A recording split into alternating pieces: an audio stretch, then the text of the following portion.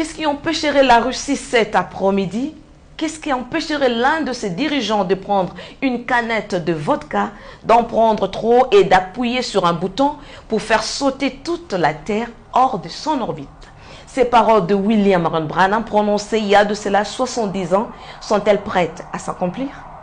C'est en tout cas la question que plus d'un croyant se poserait au vu de la guerre qui sévit actuellement en Ukraine. Le président américain Joe Biden a mis en garde contre un risque d'apocalypse nucléaire d'après de menaces à peine voilées de la Russie qui promet d'utiliser ses armes de destruction pour répondre aux menaces occidentales. Washington a averti que toute utilisation d'armes nucléaires aurait des conséquences catastrophiques pour la Russie. L'Union européenne a également élevé sa voix pour prévenir que toute attaque nucléaire contre l'Ukraine provoquera une riposte militaire si puissante que l'armée russe sera anéantie. Messieurs, quelle heure est-il? Suivez ce récit. Sure he has. And the Bible says so. C'est pour cette raison-là que Dieu a suscité la Russie là-bas, avec une bombe atomique pour l'éliminer, comme dans le déluge antédiluvien, quand il a suscité les nuages.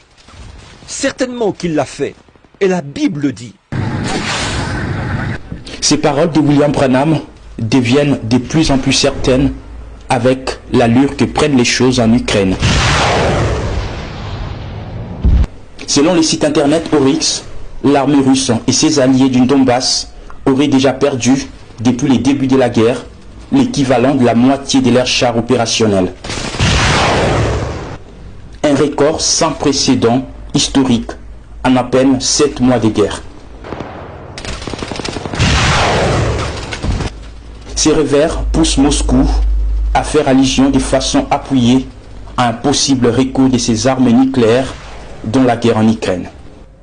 Si les attaques terroristes se poursuivent sur notre territoire, les réponses de la Russie seront sévères.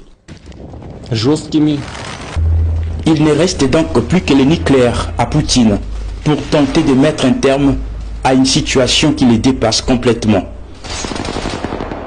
Russia, the atheistic country as they are atheistic, has absolutely playing just exactly in the hands of Almighty God. La Russie, le pays athéiste qu'ils sont, athées, c'est un outil pur et simple entre les mains du Dieu Tout-Puissant.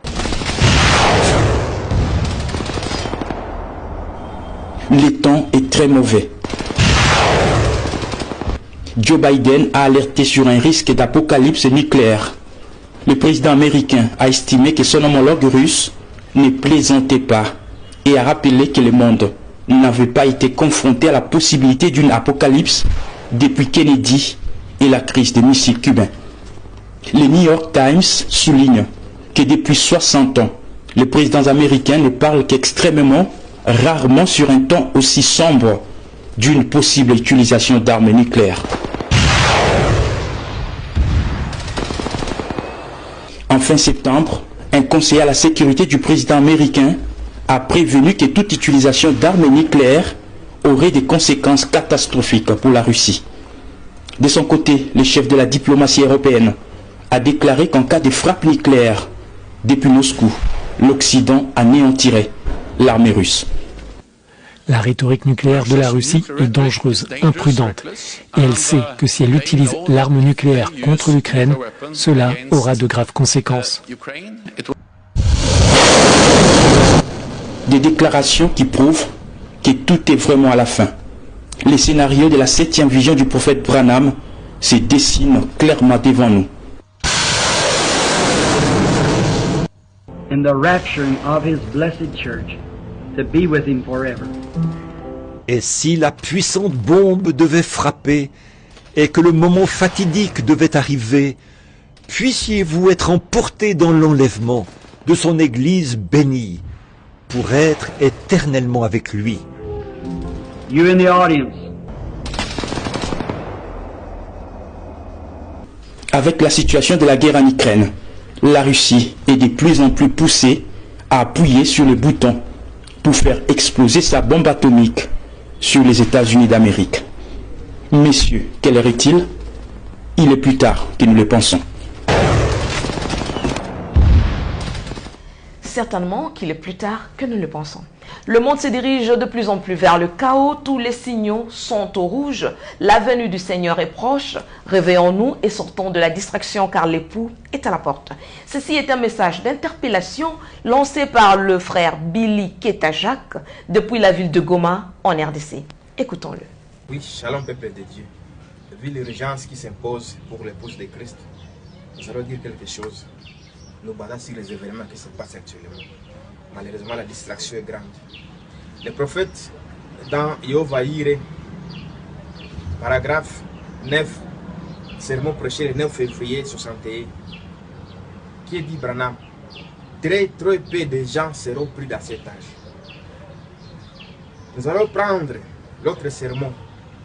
Le prophète dit ceci, les gens qui attendent sa venue sont dans une grande attente et une grande expectative. Nous pouvons sentir cela, cette pression. Et ils cherchent, ils surveillent chaque mouvement, chaque signe et comparent aux Écritures. Branham en parle dans le sermon, quelle est cette attraction sur la montagne. Prêché le dimanche 25 juillet 65. Maintenant, voici ce qui se passe. Aujourd'hui, l'économie mondiale est en train de dégringoler. Récemment, la Russie et l'Iran, d'autres pays, se préparent pour dédollariser l'économie mondiale. Donc, les États-Unis vont chavirer. Plusieurs nations vont chavirer. Et quand l'économie va chavirer, le Vatican ne va pas rester main croisée. Pour ceux qui sont informés, le Vatican a déjà signé quelques accords avec les familles Rockefeller et Rothschild pour créer une nouvelle monnaie. Ils attendent seulement que tout chavire. Alors, il est plus tard, comme nous le disons, nous les chantons. Néanmoins, nous sommes au temps de la fin de la fin. Nous réveillons la conscience tout et chacun, ne soyons pas distraits. Mais que ceux qui attendent de la venue du Seigneur, suivez les signes et comparent ces signes aux Écritures comme Branham nous en parle. Et Apocalypse 21, 11 est clair que celui qui est injuste soit encore injuste. Mais que ce qui sanctifie davantage.